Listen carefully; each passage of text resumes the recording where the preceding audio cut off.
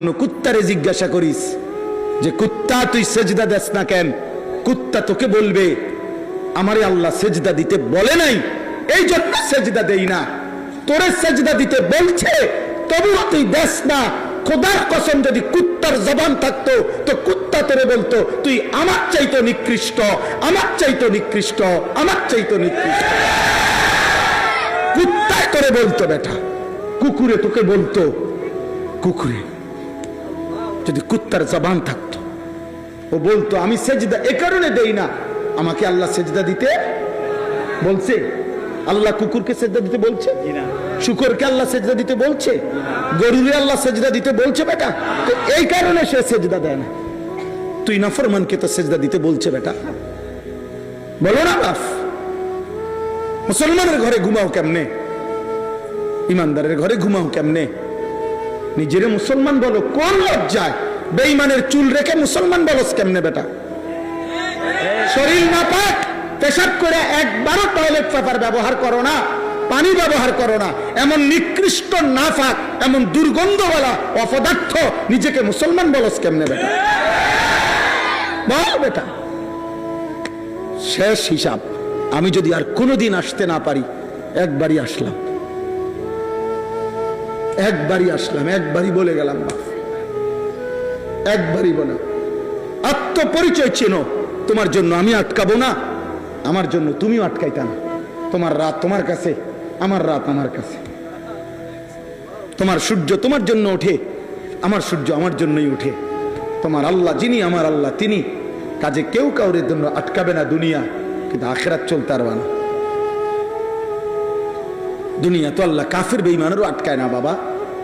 এই ছেলেরা, বাবারা, বয়স্কদেরকেও বলি, বয়স্ক মুরব্বী যারা এখনো বিড়ি খান, সিগারেট খান, বয়স্ক যারা এখনো টেলিভিশনে চা দেখেন, চা দোকানে নর্তকীর নাচ দেখেন, টেলিভিশন নাটক সিনেমা দেখেন, বয়স্ক মানুষ যারা এখনো সুদ খান, কিস্তি নেন, বয়স্ক মানুষ এখনো যারা কথায় কথায় গালি দেন, হারাম উপার্জন করছেন, হারাম কাজ করছেন, আপনারও লজ্জা কম, শরম কম, হায়া কম, আপনারও বিবেক বুদ্ধি বিবেচনা কম।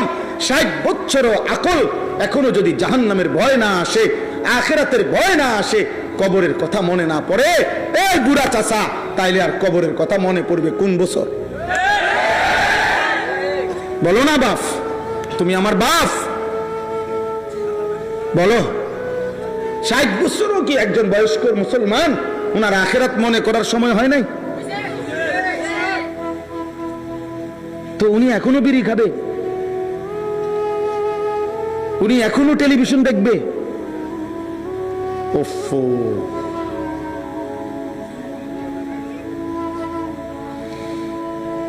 যে মা, যে বোন, যে নারী মুসলমানের ঘরে, যে বিবি, যে কন্যা, যে বোন, যে মা প্রতিদিন বেপর্দা, বেহায়া, রাসূলুল্লাহ সাল্লাল্লাহু আলাইহি সাল্লামের ভাষায় ও কোনো নারী না, ও কোনো নারী না। নারী বলে তাকে পর্দায় থাকে যে, নারী বলে তাকে আড়ালে থাকে যে, নারী বলে তাকে নিজেকে লুকিয়ে রাখে যে, নারী বলে তাকে নিজেকে লজ্জায় রাখে যে, নারী বলে তাকে নিজেকে আবরণে ঢেকে রাখে যে, নিজে নিজের রূপ প্রদর্শন করে, যে নিজের যৌবন প্রদর্শন করে, যে নিজের শরীর প্রদর্শন করে, যে বিবাহ বহির্ভূত কোন পুরুষের সাথে, ছেলের সাথে হারাম সম্পর্ক করে, ও কোনো নারী না, ও কোনো বেডি না, ও কোনো মহিলা না, ও প্লাস্টিক। Plastic, plastic. ঢাকা শহরে প্রাইভেট কারে কয় প্লাস্টিক? হ্যাঁ হ্যাঁ, ঢাকা শহরে প্রাইভেট কারে কি কয়? হ্যাঁ, বাসওয়ালারা, বাসের কন্ট্রাক্টর, হেল্পাররা, বাসের ড্রাইভারের কস্তাদ মামে প্লাস্টিক। আমি কই কিতেরে কস, প্রাইভেট কারের দাম তোর বাস 3টার সমান হইব, তোর এই লক্কর চক্কর বাস তে কয় বলি এটা বলে প্লাস্টিক বলে। ওই নারী প্লাস্টিক, মূলত ওই নারী শোপিস, ওই নারী প্রদর্শনের বস্তু। তার মধ্যে নারীত্ব যেটা, নারী মানেই তার স্বভাবজাত হায়া, লজ্জা, শরম, তার রক্তের ভিতরে, অস্তিত্বের ভিতরে নিজেকে ঢেকে রাখা, আড়াল করে রাখার এই তবিয়ত আল্লাহ তাকে সৃষ্টিগতভাবে দিয়েছেন। যে এটা ছিঁড়ে ফেলে, পর্দা নষ্ট করে ফেলে, তার মধ্যে নারীত্ব আর নারী সুলভ স্বভাব তার আর বাকি থাকে না। আমাদের মা চাচিরা এখনো সাক্ষী আছে, প্রত্যেক ঘরে ঘরে এখনো মা চাচি দাদিরা আছে, যারা আছে তারাই সাক্ষী দেবে। তাদের ছোটবেলা তারা, তাদের যৌবনকাল তারা স্বামীর বাড়ি বাপের বাড়ি গেছে আসছে তো শতভাগ বোরকা পড়ছে, এরপরে হাতের মধ্যে ছাতা রাখছে, এরপরে রিক্সা। আমার পুরা মনে আছে, আমার স্পষ্ট মনে আছে আমার মা চাচিদের কথা, আমার বড় খালার কথা, যে মা খালা রিক্সার মধ্যে যে চারদিকে কাপড় লাগাইতো, কাপড় লাগাইয়া আমি নানার বাড়ি গেছি। আল্লাহর কসম তো বাফেট আমার নিজের মনে আছে। ছিল না আগে? ওনারা বোকা ছিলেন, আর এখন বাজারে বাজারে গড়ে যে সব বেড়িয়ে বুড়ি সালাক। আল্লাহ আমাদেরকে হেফাজত করেন। অতএব প্রিয় ভাই আমার, বন্ধু আমার, কেন আল্লাহর নাফরমানি করছো বাপ? আল্লাহকে ছেড়ে দিলা কেন বাপ? আমি বলছিলাম ওই কথাটা আবার বলি, যেখান থেকে আমি চলে গেছি কথাটা ছিল এই, আল্লাহ তাআলা আমাদের নবী সাল্লাল্লাহু আলাইহি সাল্লামকে বলছেন, বন্ধু আপনি কালেমার দাওয়াত দেন, ইমানের দাওয়াত দেন, মক্কার জমিন ঘুরে ঘুরে আপনি দাওয়াত দেন। তবে মনে রাখবেন বন্ধু, দাওয়াত তো আপনি দিবেন সবাইকে, আর আমার দ্বীনের জন্য, আমার ইসলামের জন্য, আমি আল্লাহর কালেমার জন্য আগামীর পৃথিবীতে ইসলামকে সারা বিশ্বময় ছড়িয়ে দেওয়ার জন্য আমি যে কয়জন লোক আমার লাগবে, আল্লাহ যেন বন্ধুকে বলছে, বন্ধু আপনি বলতে থাকেন সবাইকে, আর আমার লোক লাগবে যে কয়জন, এটা আমি আল্লাহ নিয়ে নেব। এই জন্য আল্লাহ আবু বকরকে তো নিচে, আবু জেহেলকে তো ছুঁড়ে ফেলে দিছে, ওমরকে তো নিচে, আবু লাহাবকে তো ছুঁড়ে ফেলে দিছে, ওসমানকে তো নিচে, তো উতবা সাইবা ওদেরকে তো ছুঁড়ে ফেলে দিছে বাপ। কিন্তু আবু জেহেল ভাত খায় না, আবু জেহেল দুনিয়া ভোগ করে না। তা আল্লাহ বলছে দুনিয়া তো ভোগ করতে দেব সবাইকে, কিন্তু আমার দ্বীনের জন্য, সেজদার জন্য, কালিমার জন্য, ইসলামকে বিশ্বময় প্রচার করার জন্য যে কয়জন সাহাবা লাগবে বন্ধু আপনার, ওগুলো আমি নেব। এই জন্য হযরতে বেলালের বাড়ি মক্কাতেও না, মদিনাতেও না। হযরতে বেলাল তো আফ্রিকান, ইথিওপিয়া, এখনকার মানচিত্রে বলে ইথিওপিয়া, হাবাসা। তো ওইখান থেকে আল্লাহ টেনে এনে নবীর সাহাবা বানাইছে।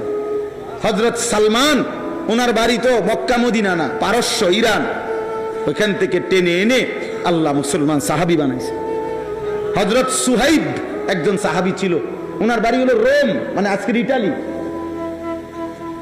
ইটালি ওনার বাড়ি। তো ওইখান থেকে মালিক টেনে এনে ওনারে নবীর সাহাবি বানাইছে।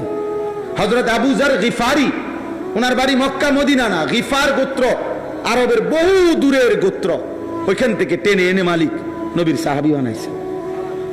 নবীর সাহাবি আবু হুরায়রা, ওনার বাড়ি মক্কাও না, মদিনাও না, ওনার বাড়ি দৌস গোত্র, আরবের বহু দূরের গোত্র, ভিন্ন এলাকার, ওইখান থেকে টেনে এনে নবীর সাহাবি বানাইছে।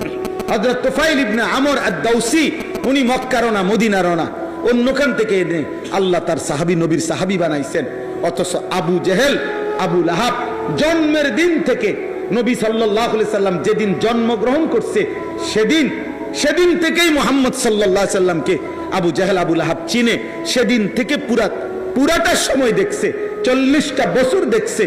বদরের যুদ্ধের দিন আবু জেহেল মারা গেছে, তাহলে বদরের যুদ্ধ হয়েছে মক্কার 13 বছরের পরে, মদিনার প্রথম বছর 1 বছর পরে, তাহলে ইসলাম প্রচারেরও 14 বছর পরে বদরের যুদ্ধ হয়েছে। আগের 40, পরের 14, 54 বছর টানা আবু জেহেল বাড়ির কাছে থাইকা ঘরের সামনে, মক্কা ঘর, আল্লাহর ঘর, কাবার পরে সর্বপ্রথম যেই মানুষটার ঘর ছিল তার ঘরে আবু জেহেলের ঘর। আবু জেহেলের ঘর আর আল্লাহর ঘরের মাঝখানে আর কারো ঘর ছিল না। প্রথম ঘর কার? কথা বলে না। আবু জেহেলের ঘর। বেটা নবীকে 54 বছর সে সকাল দুপুর রাত দেখছে, কিন্তু মালিক বলে আমার পছন্দ হয় নাই, আমি নিলাম না, আমি দূরের বেলালকে নিলাম।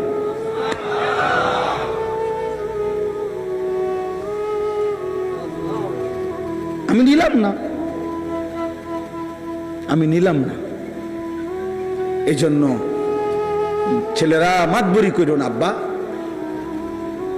তুমি মনে করো না তুমি খুব রঙে আসো না বাবা। তুমি খুব সুখে আছো? না বাবা, সুখে নাই। গুনাহ কাউকে সুখ দেয় না, গুনাহ কাউকে ইজ্জত দেয় না, চরিত্রহীনতা কাউকে সম্মান দেয় না। এটা তোমারও কষ্ট দেবে, তোমার আগামী জেনারেশনকেও কষ্ট দেবে। 50 বছর পরে হইলো, 100 বছর পরে হইলো, পরবর্তী কেউ বলবে তোর দাদা বাটফারা ছিল, তোর দাদা হারাম খোরা ছিল, তোর দাদা গ্রামে ধরা খাইছে। আমরা জানি, যা বেটা লম্বা কথা কইস না, সর।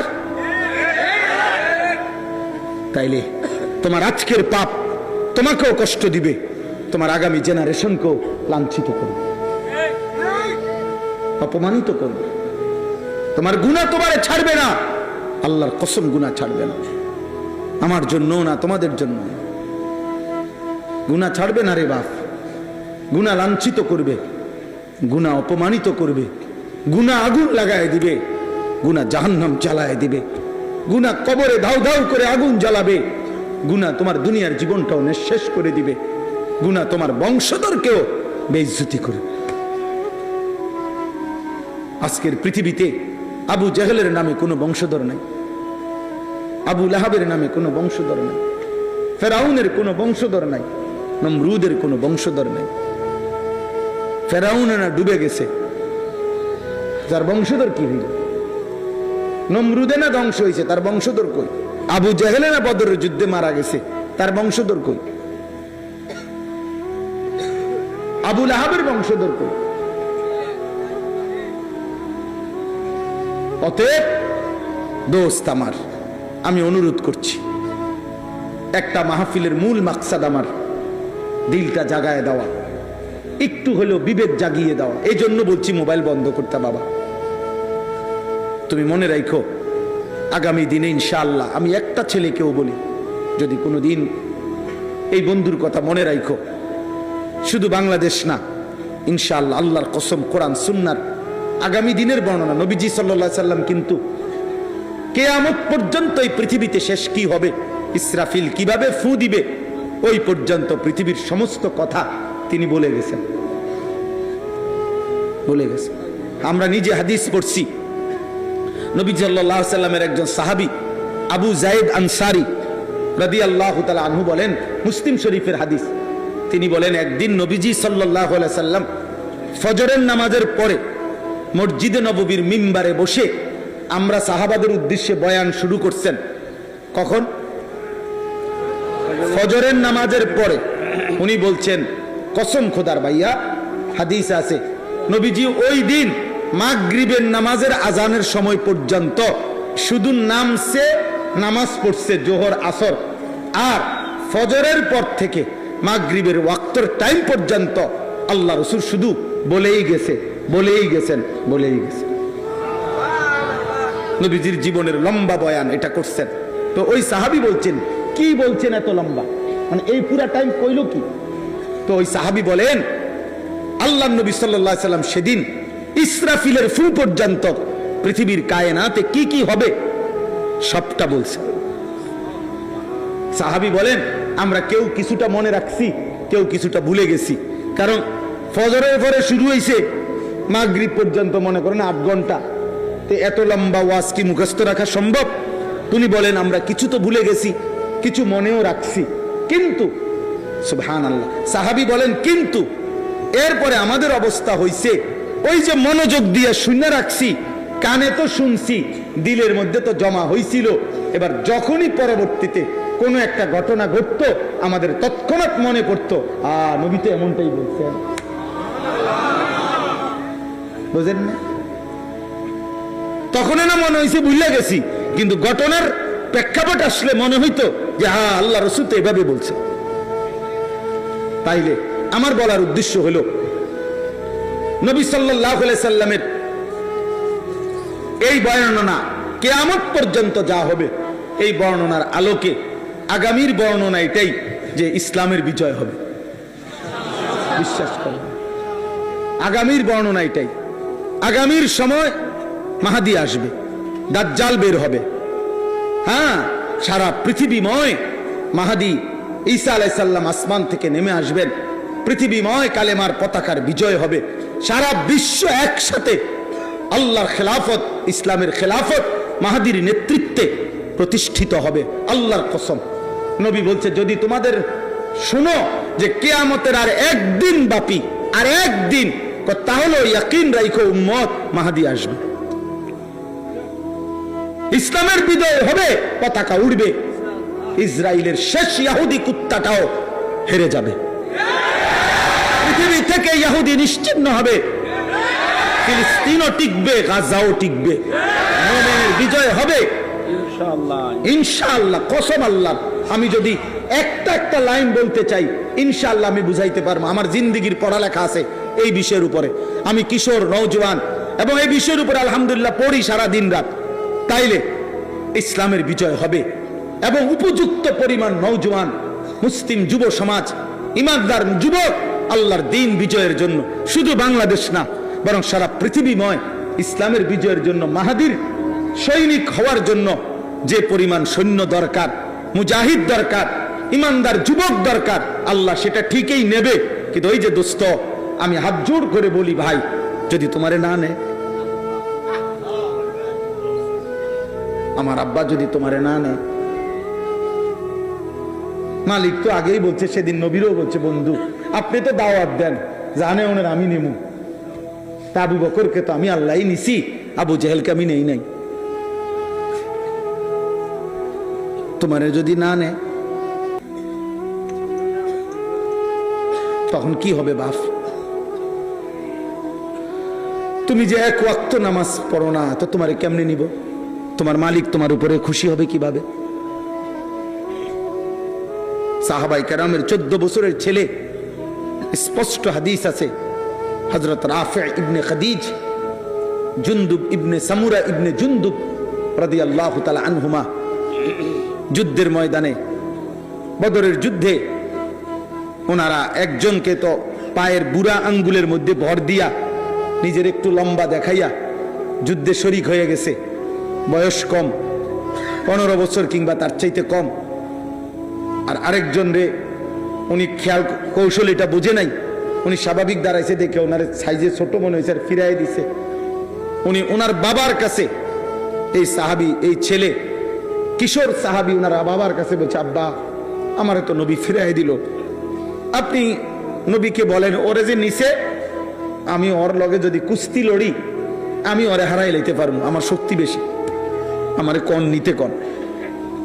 বাবা নিজে রাসূলুল্লাহ সাল্লাল্লাহু আলাইহি সাল্লামের কাছে বলছি, ইয়া রাসূলুল্লাহ আমার সন্তান তো যুদ্ধে যেতে ভীষণ আগ্রহী, আর ও বলতেছে ওরে হারায় ফেলতে পারবে, আপনি ওরে অনুমতি দিছেন একটু লম্বা মনে করে, কিন্তু আমার সন্তানের গায়ে শক্তি বেশি, ওরে কুস্তিতে হারিয়ে ফেলবে। আল্লাহর নবী বললেন ঠিক আছে ডাকো। দুইজনকে নবী ডাইকে বলছে ঠিক আছে কুস্তি লড়ো। হযরত সামুরা ইবনে জুনদুবের কাছে রাফি ইবনে খাদিজ কুস্তিতে হেরে গেছে, যিনি চান্স পাইছিল আর কি। আল্লাহর নবী বলছে হ্যাঁ চলো তোমাকেও শরীক করে নিলাম। আর তোমরা কি করছো বাপ? তোমরা কি করছো? বেঈমান তোমাদেরকে নিয়ে বাঁদর খেলা খেলতেছে, ডুগডুগি বাজা, এরকম একটা ছোট্ট ডুগডুগি ঢোলের মতো, এটা এরকম ঘুরাইলে বান্দর নাচে। আহা, বেঈমান তোমাদেরকে একবার বলে চুল এদিক দিয়ে বাড়াও, তুমি বাড়াই দিলা। আরেকবার বেঈমান মুশরিক ইহুদি আল্লাহর দুশমনরা তোমারে বললো চুল এদিক দিয়ে কাটিং করো, তুমি এন্দিও করলা। একবার সামনে বাড়াইতে কইলো, তুমি এন্দিয়া বাড়াইলা। তোমারে কত রঙের প্যান্ট, কত জামা, কত গেঞ্জি, কতভাবে তোমারে নাচাইলো, তুমি কি একবারও ভাবলা না যে আমি মুসলমান, আমার নিয়ে এরম করে কা, আমি এত রঙে সাজবো কেন? আমার আল্লাহ নাই, আমার একজন রাসূল নাই, আমার কোনো ধর্ম নাই, আমার নবী সাল্লাল্লাহু আলাইহি ওয়াসাল্লাম 23 বছর আমাদের জন্য কাঁদে নাই? কথা বলে না? নবী আমাদের জন্য কাঁদে নাই? হাদিসে আছে বাপ, আল্লাহর নবী সাল্লাল্লাহু আলাইহি সাল্লামের বিবি আম্মা জান আয়েশা রাদিয়াল্লাহু তাআলা আনহা বলছেন, নবীজির স্ত্রী বলছেন, আমি তাকিয়ে দেখলাম নবী এশার নামাজের একটু পরে দাঁড়াইছে, ফজরের আজানের পূর্ব পর্যন্ত এক দাঁড়ানোতে কসম আল্লাহর তিনি বলেন চোখের পানি ফেলছে, আর উম্মতের জন্য আহাজারি করছে, আর কানছে, উম্মতের জন্য দোয়া করছে। নবীজি সাল্লাল্লাহু আলাইহি সাল্লাম হাত্তা তাওয়াররামাত কাদামাহু আয়েশা রাদিয়াল্লাহু তাআলা আনহা বলেন, দাঁড়িয়ে থাকতে থাকতে আমি নিজে দেখলাম নবীজির দুইটা পা মোবারক ফুলে ফুলে গেছে। তোমার জন্য কাঁদছিল বাপ, তোমার জন্য তিনি কাঁদছিলেন। তায়েফের রক্তে আল্লাহ নবী সাল্লাল্লাহু আলাইহি সাল্লামের সাহাবী যায়েদ তিনি বলছেন, তায়েফের রক্তে নবীজির পায়ের জুতা আর পায়ের তালু রক্তে এইভাবে জমাট বাইধা গেছে, আমি কোনোভাবেই জুতা খুলতে পারছিলাম না।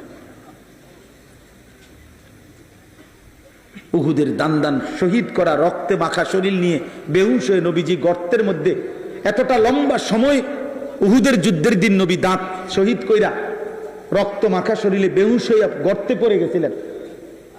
এই গর্তে পড়ে এতক্ষণ পর্যন্ত গর্তে পড়ে বেহুশ হয়েছিলেন, সাহাবায়ে কেরাম কেউ খুঁজে পাচ্ছিলেন না। শেষ পর্যন্ত ভাবতেছিলেন সকলেই আল্লাহ নবী ইন্তেকাল করছে, নবীকে আর খুঁজে পাচ্ছিলেন না। অনেকক্ষণ পরে নবীজি যখন হুঁশ আসছে রক্ত মাখা শরীর নিয়ে, নিজে যখন গর্তের থেকে মাথা একটু চেহারা দেখাইতে পারছে, তো সাহাবীরা দেখছে উনি ওইখানে শোয়া, ওইখানে। এরপরে নবীকে তুলছে। এত রক্ত কার জন্য জড়াইলেন? আমাদের জন্য। তোমরা এমন করতেছো কেন বাপ? এত বাড়াবাড়ি করছো কেন আব্বা? ইসলামকে এভাবে প্রত্যাখ্যান করছো কেন? নামাজকে এভাবে ছেড়ে দিচ্ছ কেন বাবা? বিষয়টা কি বলো না বাপ, কি করতে চাচ্ছ? সারা দিন রাত তোমরা যারা নারী দেখো, ছবি দেখো, বাবা কয়টা মহিলার জন্য তুমি এমন করতেছ? কয়জন নারী দরকার তোমার? বলো না। সারা পৃথিবীর সব নারী তোমার দরকার? এক পুরুষের যৌন চাহিদা পূরণের জন্য কয়টা বেটি দরকার? তুমি এরকম করতেছ কেন? তুমি যে সারা রাত দেখো উলঙ্গ ছবি, তোমাদের চেহারা দেখে তো বোঝা যাইতেছে আব্বা নামাজের কোনো চিহ্ন নাই অধিকাংশের চেহারা। আমি দাঁড় করাই বেনামাজি, আমি এখন দাঁড় করাই 100 জন দাঁড় করাইলে ইনশাআল্লাহ 98 জনে ঠিক হবে, হয়তো 2 জন ভুল হইতে পারে। বেনামাজির কোনো দয়া মায়া থাকে না চেহারা, কালো পাষাণ, এক জালেম, এক নিকৃষ্ট হাইওয়ান ছাড়া বেনামাজির চেহারার মধ্যে কোনো সৌন্দর্য থাকে না। ওরে দেখলেই বোঝা যায় এটা জঙ্গলি, ওরে দেখলেই বোঝা যায় এটা আল্লাহর নাফরমান, ওরে দেখলেই বোঝা যায় ও নবীর 23 বছরের চোখের পানির কোনো কদর করলো না। তোমার ঠিকের লাগে আমি বইয়া না, এই তো ভোটে খারাইছি না। আমি স্লোগান দিতে বিশ্বাসী না, স্লোগান অস্বীকার করি না, কিন্তু বিষয়টা হলো মূল বিষয় ভাব স্লোগান না। আজ প্রয়োজন সেজদার, আজ প্রয়োজন গুনাহ ছেড়ে দেওয়ার, আজ প্রয়োজন মালিকের কাছে চোখের এক এক ফোঁটা পানি ফেলার। সারা দেশ জুড়ে, সারা পৃথিবী জুড়ে প্রতিনিয়ত ইহুদি, খ্রিস্টান, হিন্দু, নাস্তিক, মুরতাদ, মুনাফিক, ইসলাম বিরোধী চক্র কোমরে গামছা বাইধা মুসলমানের যুব সমাজের বিরুদ্ধে লাগছে যে এদেরকে প্রেম, ভালোবাসা, নারী, ছবি, অস্থির দৃশ্য, এদের শরীরের ফ্যাশন, রূপচর্চা, কাপড়, পোশাক, এই সামান্য বিষয়ের উপরে লাগাইয়া আহা একটা চটপটি খাইতে গেছে 3 ঘন্টা নাই, 1 প্লেট চটপটি খাইছে। কিছু এতক্ষণ ধরে চটপটি খাইছে। একজন মুসলমানের 3 ঘন্টা কোনো মূল্য নাই। 10 ঘন্টা, বিকাল 3টায় বের হইছে, রাতের 11টা বাজে ঘরে ফিরছো তোমরা। 8 ঘন্টা পরে যদি জিজ্ঞাসা করা হয় নওজোয়ান কি করছো এতক্ষণ? ঘুরছি। মুসলমান 8 ঘন্টা এভাবে ঘুরে, অথচ 8 ঘন্টা প্রতিদিন ডিউটি কইরা কত মানুষ উপার্জন করে। অসংখ্য মানুষের চাকরির ডিউটি কয় ঘন্টা? 8 ঘন্টা ডিউটি করলে উপার্জন হয়, বেতন হয়। 8 ঘন্টা মাটি কাটতা, 8 ঘন্টা সিএনজি চালাইতা, 8 ঘন্টা মাটি কাটো, 8 ঘন্টা সিরা ভাজো, তাইলেও তো ভালো ছিল, সিরা বেচতে পারতা। 8 ঘন্টা মুড়ি ভাজো, তো মুড়ি বেচতে পারতাম। একটা কিছু করো, দুনিয়ার জন্য কিছু করো, তোমারও তো দরকার, আগামী দিনে টাকা পয়সা দরকার, তো দুনিয়ার উপার্জন করো, আখিরাতের ফিকিরও করো। তুমি যে দুনিয়ারও খবর নাই, আখিরাতে তোমার বাবার ঘাম রক্ত পানি করা টাকা, ওই বেচারা হয়তো। আমি ওই দিন হুজুর, আমি নিজ চোখে দেখছি একটা লোক সিমেন্টের বস্তা নামাইতেছে। এটা আমি কয়েকবারই বলছি এই কথাটা, আমার এত মায়া লাগছে। সিমেন্টের বস্তা নামাইতেছে, যে প্রতিটা বস্তা নামাইতে গেলে ট্রাকের থেকে গোডাউনে এই পিঠটা আপনার বাঁকা হইয়া যায়, এরপরে বস্তাটা এখানে লয় 50 কেজিওয়ালা বস্তা। এইভাবে সে নিয়া আপনার গোডাউনে থুইছে। 60 টাকা বা 8 টাকা বা সর্বোচ্চ 10 টাকা এক বস্তা সিমেন্ট যদি ট্রাকের থেকে ওই গোডাউনে থয়, তাইলে 50টা বস্তা এই বেচারা যদি নিয়ে থাকে।